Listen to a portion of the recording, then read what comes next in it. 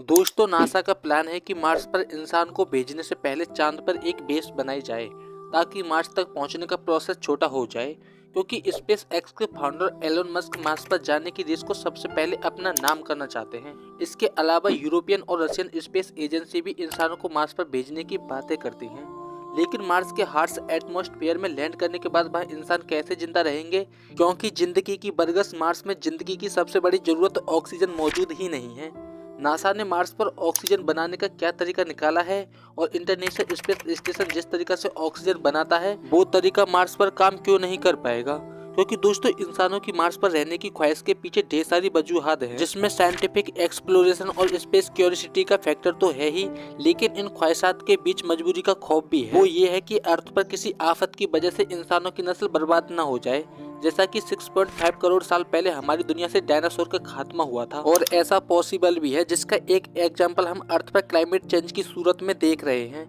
यही सबसे बड़ी वजह है कि आने वाले वक्त में कोई ना कोई मार्स का नील आर्मस्ट्रांग बनेगा। जहां एक तरफ एलोन मस्क ने पहले 2026 में मार्स को कॉलोनाइज करने का इरादा किया था, लेकिन अब उनकी जानिब से 2029 की प्रेडिक्शन की गई है, और दूसरी तरफ नासा ने भी 2030 तक इंसानों को मार्स पर लैंड कराने का इजाफा किया है। पर सवाल ये नहीं है कि कौन सबसे पहले मार्स पर जाएगा, पर सवाल ये है कि मार्स पर जाने पर इंसान जिंदा कैसे रह पाएंगे। बेशक मार्स की कई सारी प्रॉपर्टी अर्थ से मिलती जुलती हैं, जैसा कि मार्स का एक दिन जिसे मार्टन डे या सोल भी कहा जाता है, जिसकी लेंथ अर्थ के दिन के मुकाबले में सिर्फ 39 मिनट ही ज्यादा है।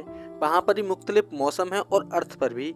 इसके अलावा अर्थ के पोल्स पर भी आइस कैप्स हैं और मार्स के पोल्स पर भी, और अर्थ पर भी एटमॉस्फेयर है, लेकिन मार्स पर पतला ही सही, लेकिन एटमॉस्फेयर जरूर है। लेकिन इंसानों के लिए मार्स पर रहने के लिए बिल्कुल न काफी है, वो है ऑक्सीजन। तो आखिर मार्स पर ऑक्सीजन गैस कैसे बनाई जाएगी, वो भी एक दो लोगों के लिए नहीं, बल्कि मार्स की पूरी कॉलोनी को आबाद रखने के लिए। क्योंकि एक्सट्रीम सिचुएशन में इंसानों को जिंदा रखने की बात की जाए तो सबसे पहले ख्याल आता है ISS यानी इंटरनेशनल स्पेस स्टेशन, जिसको आज स्पेस की हार्श कंडीशन में 25 साल गुजर चुके हैं, और यह अभी तक इंसानों को ऑक्सीजन और फ्रेश ताजा पानी बनाकर देता आ रहा है। क्योंकि इंटरनेशनल स्पेस स्टेशन में 4 से 5 एस्ट्रोनॉट्स हर वक्त मौजूद रहते हैं, जिनकी रोजाना पानी की रिक्वायरमेंट कम से कम 45 लीटर है, यानी महीने की 1350 लीटर और साल की 16,200 लीटर। इसके अलावा ISS पर 1000 kg ऑक्सीजन सालाना इस्तेमाल होती रहती है। इतना ज्यादा पानी और ऑक्सीजन अर्थ से 400 किलोमीटर दूर स्पेस में कैसे बनाया जाता है, क्योंकि इस काम के लिए ISS में 2 सिस्टम लगे होते हैं, जिसमें पहला है वाटर रिक्लाइमेशन सिस्टम और दूसरा है ऑक्सीजन जनरेशन सिस्टम यानी OGS। ये दोनों सिस्टम हम मार्स पर क्यों नहीं लगा सकते, ये समझने से पहले हमें ये जानना होगा कि ये सिस्टम काम कैसे करते हैं। क्योंकि वाटर रिक्लाइमेशन सिस्टम ह्यूमन वेस्ट यानी यूरिन, पसीना और ह्यूमिडिटी से पानी कलेक्ट करता है और फिर उसे साफ करके वापस से पीने योग्य बना देता है। क्योंकि एस्ट्रोनॉट्स डॉगलस विलॉक ने कहा था कि हमारी कल की कॉफी भी अगले दिन की कॉफी से बनती है। क्योंकि WRS सिस्टम ISS में पहले से मौजूद पानी को प्योरीफाई करके दोबारा से इस्तेमाल के काबिल बना देता है, और इस तरीका से 98 पानी % जाया होने से बच जाता है। इसके बराबर में है ऑक्सीजन जनरेशन सिस्टम।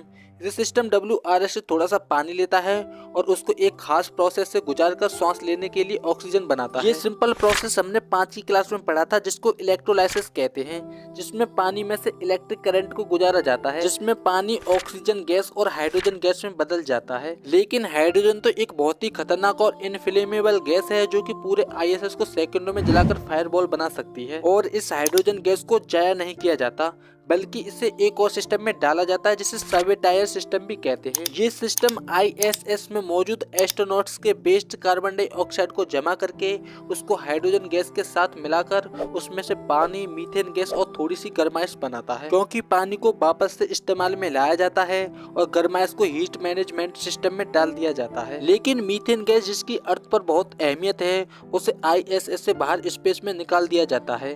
क्योंकि मीथेन गैस जो एक तरह का फ्यूल भी है, क्योंकि इसमें एनर्जी भी बनाई जा सकती है और हीट भी। लेकिन इसको जाया इसलिए किया जाता है क्योंकि इसको जलाने के लिए ऑक्सीजन की जरूरत पड़ती है, और ISS पर ऑक्सीजन ही तो है जो सबसे ज्यादा कीमती है। लेकिन दोस्तों, ISS के इस पूरे ऑक्सीजन और वाटर के प्रोसेस पर गौर किया जाए तो ये रिफिलिंग के ऊपर डिपेंड करते हैं, क्योंकि ये बेशक 98% कामयाब तो हैं, लेकिन हर सिस्टम में लॉसेस और लीकेज होते रहते हैं। इस वजह से हर 6 महीने साल भर के बाद पानी और ऑक्सीजन को जमीन से लाकर ISS में डाला जाता है। और ये रिफिलिंग मिशन बहुत ही कॉस्टली होते हैं, जिसमें सिर्फ 1 लीटर पानी को 400 किलोमीटर ऊपर तक पहुंचाने का खर्चा $2500 से भी ज्यादा होता है। और अगर वहीं देखा जाए 22.5 करोड़ किलोमीटर दूर मार्स पर इसी तरीके से ऑक्सीजन बना तो किसी तरीके से कॉस्ट इफेक्टिव नहीं है। इसके लिए कोई ऐसा सिस्टम बनाना होगा जो मार्स पर मौजूद ही रिसोर्सेज को इस्तेमाल करके उसमें से ऑक्सीजन बनाए, क्योंकि 2021 में नासा का परसेवरेंस रोवर मार्स पर भेजा गया था। उसमें इसी तजुर्बे के लिए एक डिवाइस लगाई गई थी जिसको मॉक्सी यानी मार्स ऑक्सीजन इश्यू एक्सपेरिमेंट का नाम दिया गया है, क्योंकि ISS में तो पानी का सोर्स रिफिलिंग करके होता है, लेकिन मार्स पर पानी ढूंढने के लिए उसको पोलर कैप्स तक जाना होगा या कई फीट ड्रिल करके नीचे बर्फ निकालनी होगी। और इसी वजह से मॉक्सी मार्स के वायुमंडल से कार्बन डाइऑक्साइड को यूज करके ऑक्सीजन बनाता है। जिसे आसान अल्फाज में समझा जाए तो मार्स के वायुमंडल में 95% कार्बन डाइऑक्साइड मौजूद है, क्योंकि मॉक्सी बाहर के वायुमंडल से कार्बन डाइऑक्साइड को पंप करके उसे प्रेशराइज करता है और फिर उसको एक अलग इलेक्ट्रोलाइजर में डालकर 800 डिग्री टेम्परेचर पर हीट किया जाता है, जिसमें कार्बन डाइऑक्साइड से ऑक्सीजन गैस अलग हो जाती है। और ये इलेक्ट्रोलाइजर गोल्ड का बना हुआ होता है, क्योंकि गोल्ड एक एक्सीलेंट हीट कंडक्टर है जो परसेवरेंस के दूसरे पार्ट को गर्माहट से बचाता है। और इस प्रोसेस में कार्बन डाइऑक्साइड से ऑक्सीजन के साथ साथ कार्बन मोनोऑक्साइड भी पैदा होती है। और इसका नुकसान ये है कि अगर इस प्रोसेस में कार्बन बिल्कुल अलग हो गया तो वो एक कार्बन की अलग लेयर बना सकता है, जैसा कि कुकिंग पैन के नीचे देखने को मिलती है।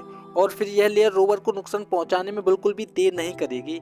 इसी वजह से इस प्रोसेस को बड़ी ही ध्यानपूर्वक प्रमोट किया जाता है। लेकिन मार्स पर मॉक्सी एक वक्त में कितनी ऑक्सीजन प्रोड्यूस करता है, क्योंकि इस प्रोसेस में मॉक्सी को बहुत ज्यादा एनर्जी चाहिए होती है, इसलिए नासा इसे कभी कभार ही चलाता है जब सोलर पैनल से एनर्जी बच जाती है, क्योंकि अभी तक इसने सिर्फ 122 ग्राम ऑक्सीजन ही बनाई है, जो कि एक इंसान को सिर्फ 3.5 घंटे ही जिंदा रख सकती है। अगर इसी सिस्टम के जरिए मार्स पर ज्यादा ऑक्सीजन प्रोड्यूस करनी होगी तो इस मॉक्सी का बड़ा वर्जन चाहिए होगा और साथ में इसे चलाने के लिए बड़ा पावर प्लांट, और यही अब तक का सबसे बड़ा चैलेंज है।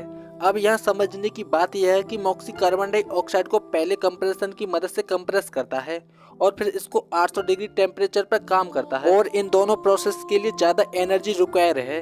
इस मसले के लिए साइंटिस्ट एक फ्यूचर टेक्नोलॉजी पर काम कर रहे हैं जिसमें कार्बन डाइऑक्साइड के मॉलिक्यूल को कम टेम्परेचर पर ही तोड़ा जा सकेगा। इस पर कार्बन डाइऑक्साइड को हीट करके नहीं बल्कि इसके अंदर वाइब्रेशन पैदा करके इसमें से ऑक्सीजन मॉलिक्यूल को अलग कर दिया जाएगा। फिलहाल इस टेक्नोलॉजी को लैब में टेस्ट किया जा रहा है, लेकिन अर्थ के हार्ड एटमॉस्फेयर प्रेशर और टेम्परेचर की वजह से अर्थ पर करना मुमकिन नहीं है। लेकिन मार्स का एटमॉस्फेयर इसके लिए बिल्कुल परफेक्ट है। लेकिन टेक्नोलॉजी चाहे जो भी हो, हमारा टारगेट ये है कि हमें मार्स पर ऐसी चीज को ही इस्तेमाल करके ऑक्सीजन बनानी होगी जो वहीं पर मौजूद हो, और जो डिवाइस इस ऑक्सीजन को बनाएंगे डिपेंडेंसी भी अर्थ पर ना हो, क्योंकि ISS अर्थ से सिर्फ 400 किलोमीटर दूर है। क्योंकि वहाँ पर ऑक्सीजन सिस्टम खराब हो गया तो एस्ट्रोनॉट्स को अर्थ पर भेजना इतना बड़ा मसला नहीं होगा, क्योंकि वो अपनी इमरजेंसी सूट पहनकर चंद घंटों तक रिफिलिंग का वेट कर सकते हैं और वापस अर्थ पर भी जा सकते हैं। लेकिन अगर मार्स पर कॉलोनाइज करने के बाद ऑक्सीजन मशीन में कोई मसला हो गया तो ना ही रिफिलिंग का ऑप्शन होगा